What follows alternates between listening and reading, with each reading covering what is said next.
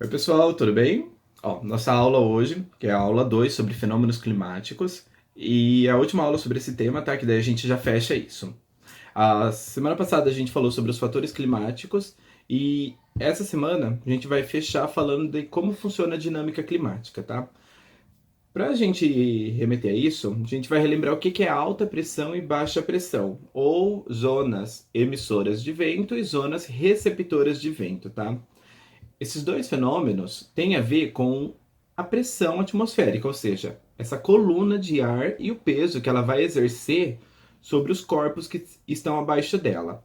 Quanto maior a nossa altitude, ou seja, maior a nossa altura, menor vai ser o peso, porque consequentemente menor é essa coluna. Outro fator que influencia, a temperatura dessa coluna, tá? Se a gente está numa temperatura baixa, essas moléculas de ar, essas moléculas de gases que estão sobre a gente, elas vão estar mais devagar, elas vão estar mais estáticas e, consequentemente, essa coluna ela vai ser mais pesada. Então, a gente vai falar que é alta pressão. Se for uma temperatura mais elevada, ou seja, um ar quente, a gente fala que é a baixa pressão, porque essas moléculas estão mais agitadas, consequentemente, elas passam mais rápido ali nessa coluna, e aí ela vai ser uma zona de receptora de ventos, tá? Então, a alta pressão, geralmente temperatura fria, emite o vento, baixa pressão, recebe o vento, tá? Dito isso, vamos já para nossa primeira parte, que é como a circulação geral da atmosfera. Esse ATM que eu abrevio é a abreviação de atmosfera, tá?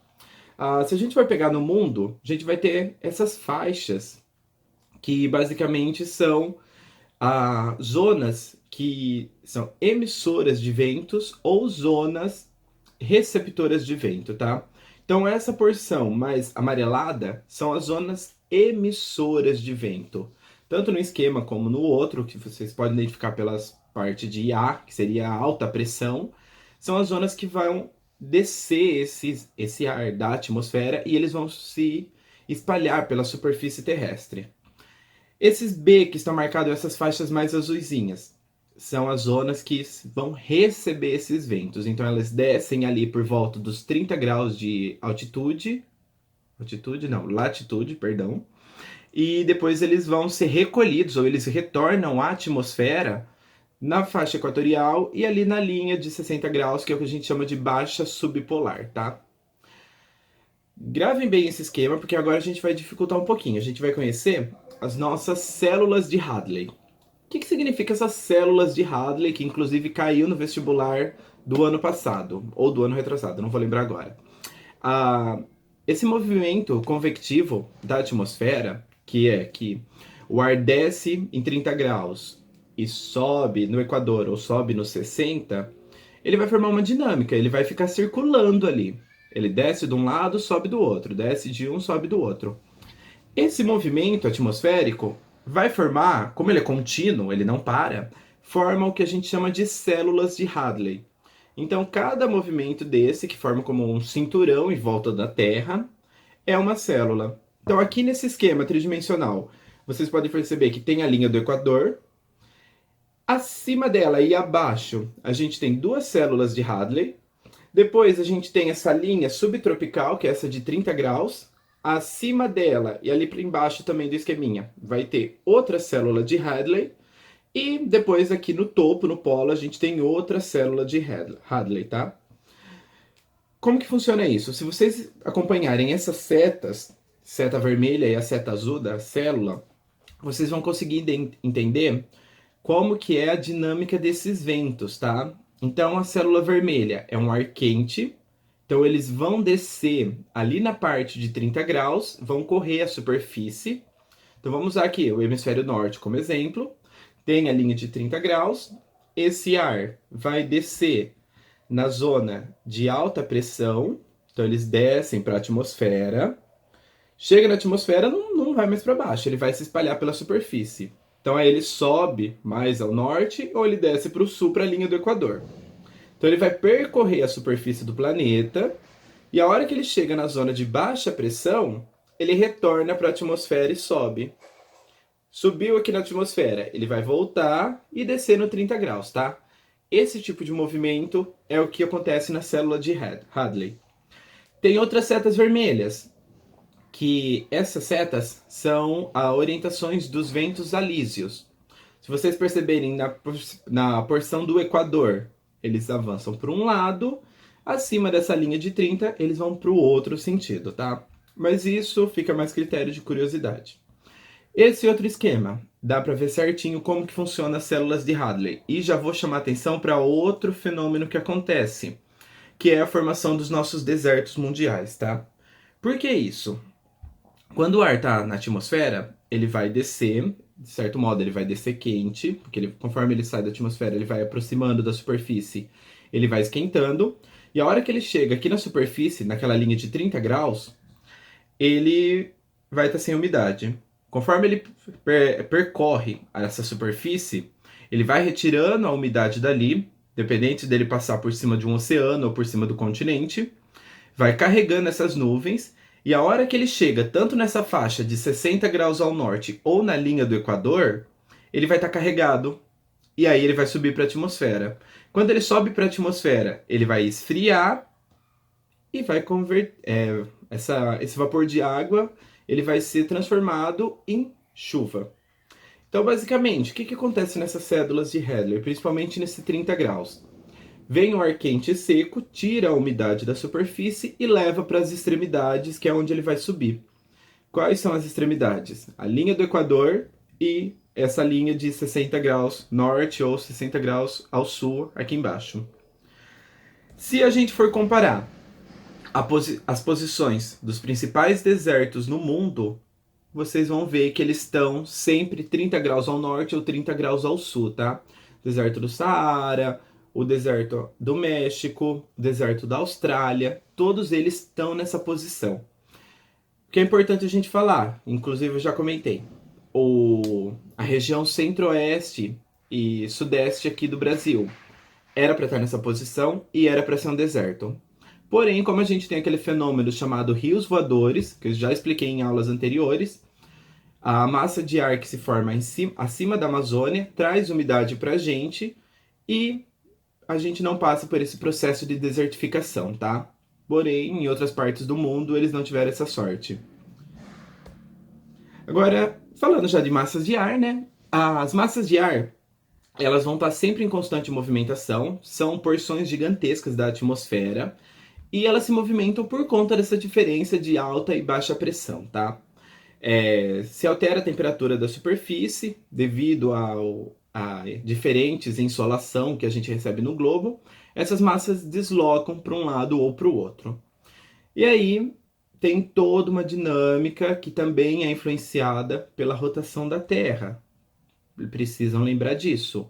A atmosfera está aqui, a Terra está embaixo, a Terra está rodando, a atmosfera está parada não, né? Ela está se movimentando assim por cima, mas ela não acompanha a rotação da Terra. São dois fenômenos sem tantas ligações, tá? O que vai dar origem às massas de ar?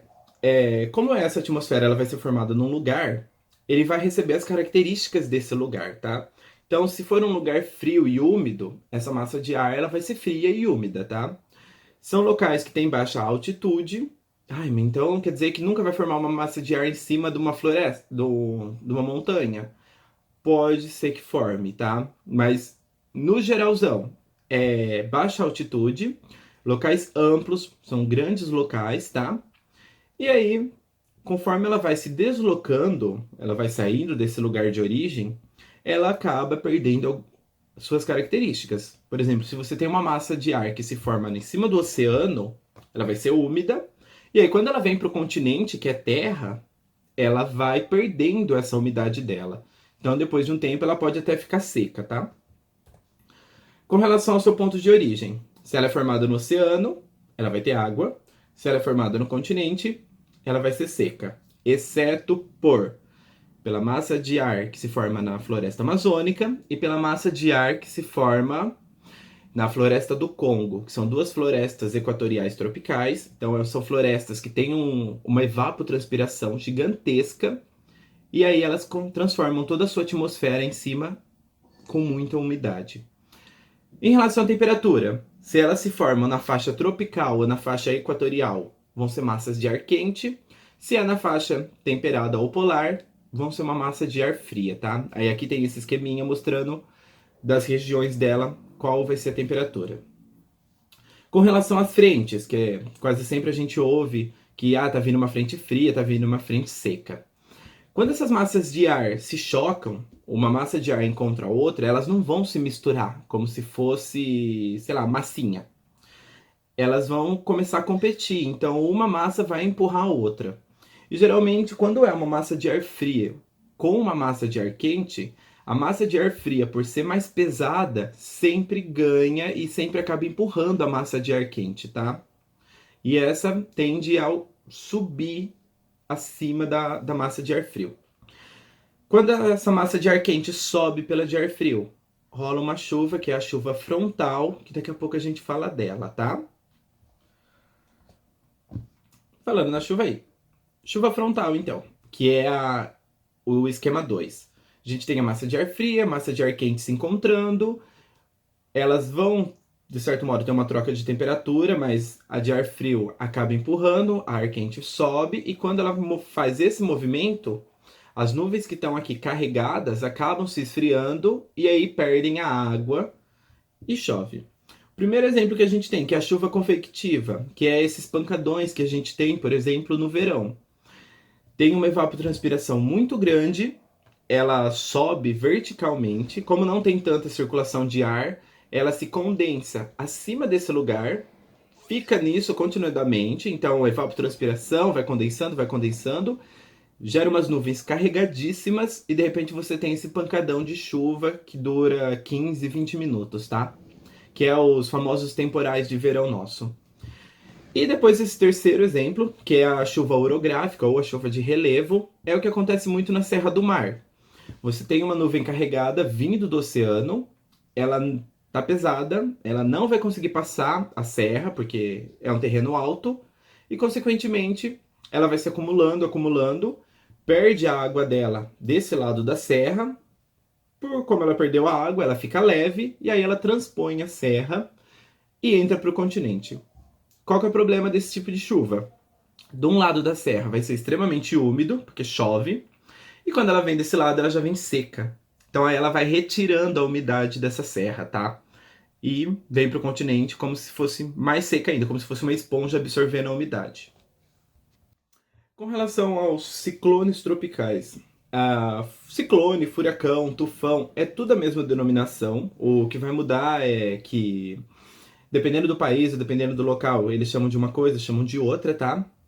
E qualquer evento que ultrapasse 119 quilômetros por hora, eles são denominados ciclones tropicais, tá? Principalmente se forem formados na faixa tropical, que é onde comumente eles são formados. O que vai acontecer? A gente tem uma grande massa, uma grande quantidade de ar quente que se forma sobre o oceano e ele é formado principalmente por conta da alta temperatura da superfície. E esse ar ele vai subir numa coluna vertical, fazendo um movimento giratório. Isso é o primórdio do ciclone, tá? Depois ele começa a ser alimentado, alimentado e vira aquela coisa gigantesca que parece que vai engolir o mundo. Aqui a gente tem um esqueminha de como que ele é. A gente vai ter as correntes ascendentes, que são essas correntes de ar quente que sobe. Lá em cima, elas vão se espalhar. E se vocês perceberem, ela tem também uma corrente descendente que passa internamente ao ciclone, que é o que a gente chama de olho do tornado, ou olho do furacão, ou olho da tempestade. Geralmente esse centro dele é uma zona extremamente calma, que não chega a ter 30 km por hora de velocidade. Ah, no hemisfério norte, o período que mais ocorre esses fenômenos é de julho a novembro, que seria o período aí do calor deles, de verão, tá? E dessa parte só, aí esse terceiro slide. A gente vai falar sobre a alimentação deles, tá? O que vai acontecer? Como esse ar quente está subindo, ele vai acabar puxando água, essa água vai virar vapor.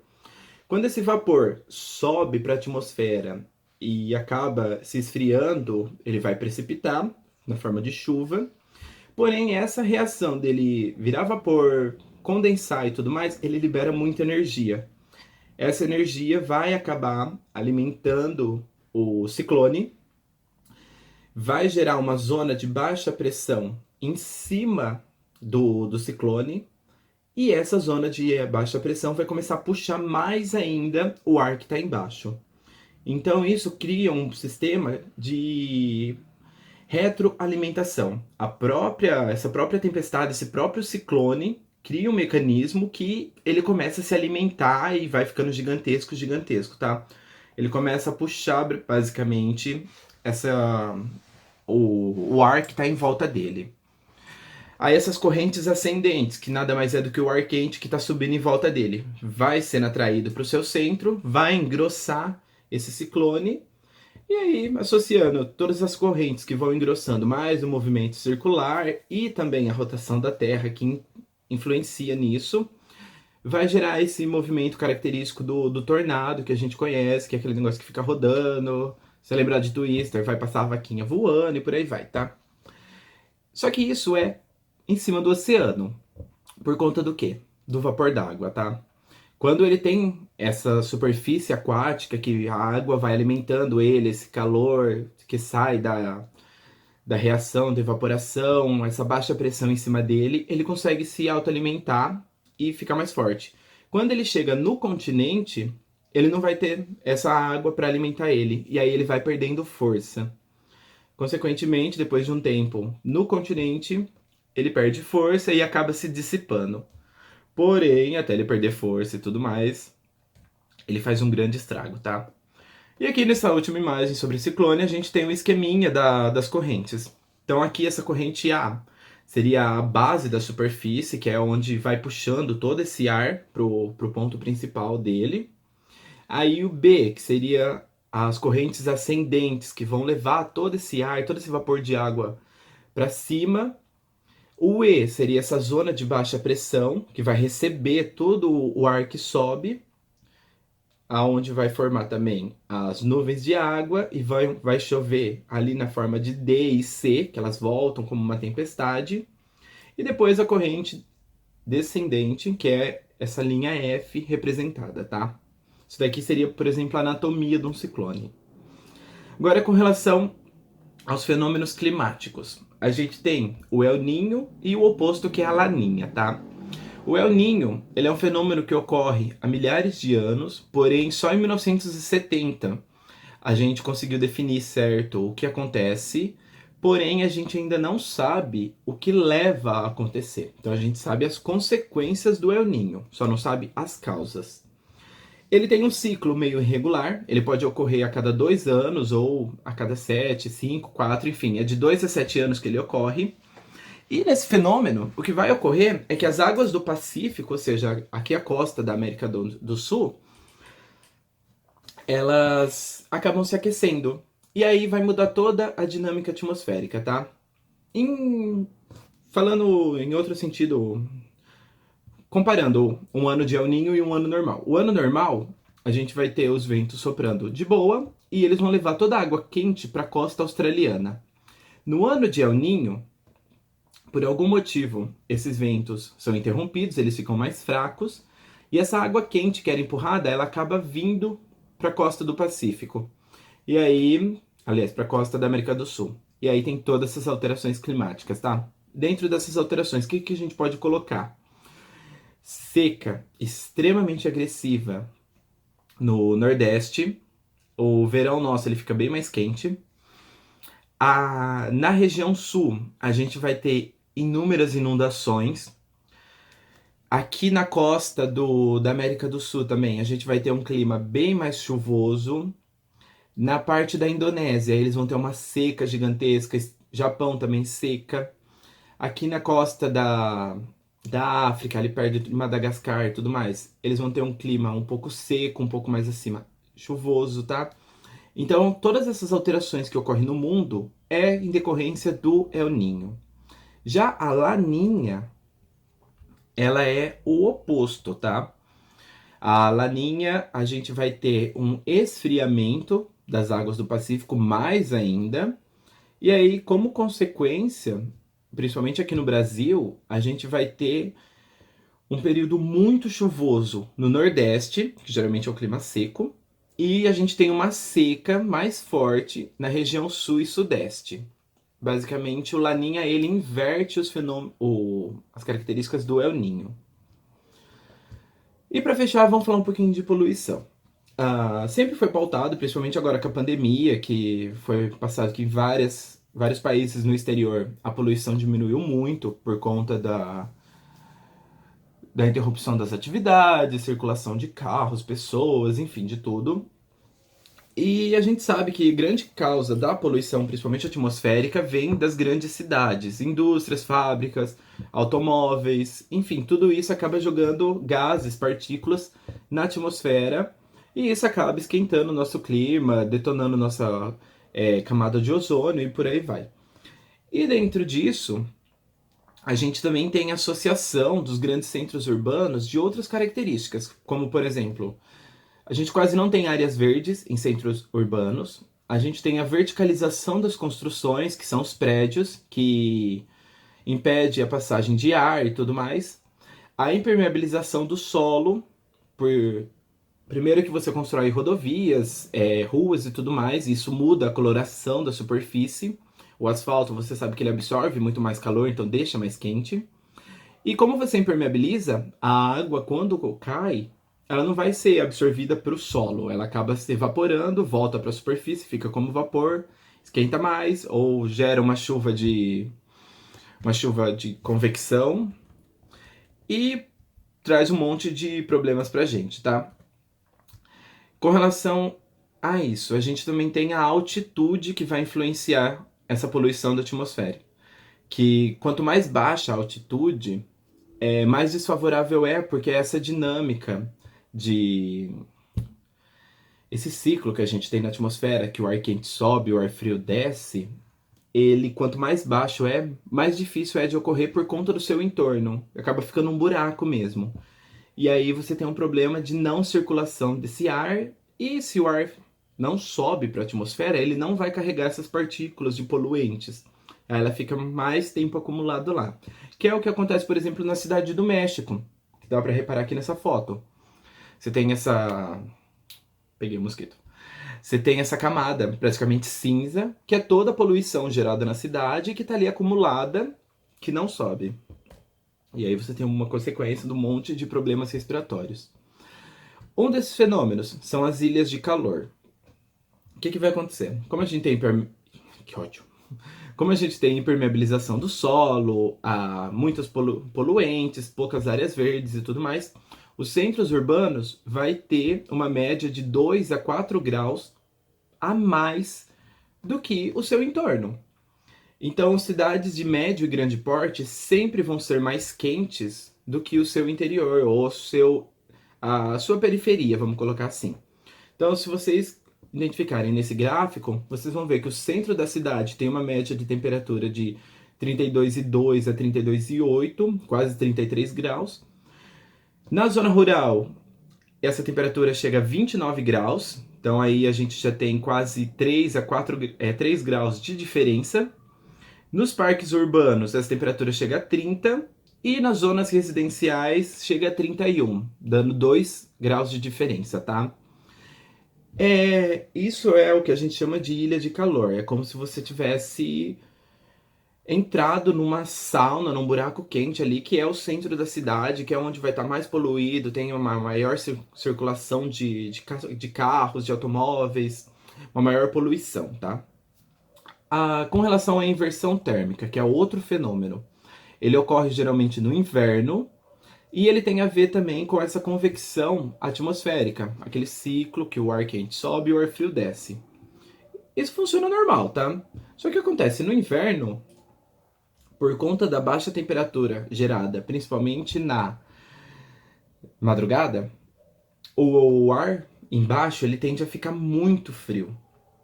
Aí logo que amanhece, esse ar ele continua muito frio, porque ele está ali trocando temperatura com o solo, e o ar de cima ele começa a aquecer mais rápido que o de baixo. Então o que vai acontecer? Em vez dele esquentar embaixo, subir e o ar frio descer, vai rolar uma inversão. Vai ter uma camada de ar frio, uma camada de ar quente e outra camada de ar frio. O que rola? O ar frio que está aqui, ele não desce, porque ele está na superfície. O ar quente que está em cima sobe e troca com o ar frio da atmosfera. E esse que está aqui embaixo na cidade fica. Qual que é o problema disso? Todos os gases que vão ficar acumulados durante a noite inteira, todos os gases da manhã, eles não vão ser carregados para a atmosfera, para cima. Eles vão ficar extremamente concentrados ali naquela cidade. E aí você vai ter um monte de problemas respiratórios, tá? Essa foi a nossa aula. A semana que vem a gente já começa com outro tema. Qualquer dúvida é só me procurar, tá? Fiquem bem, tchau, tchau!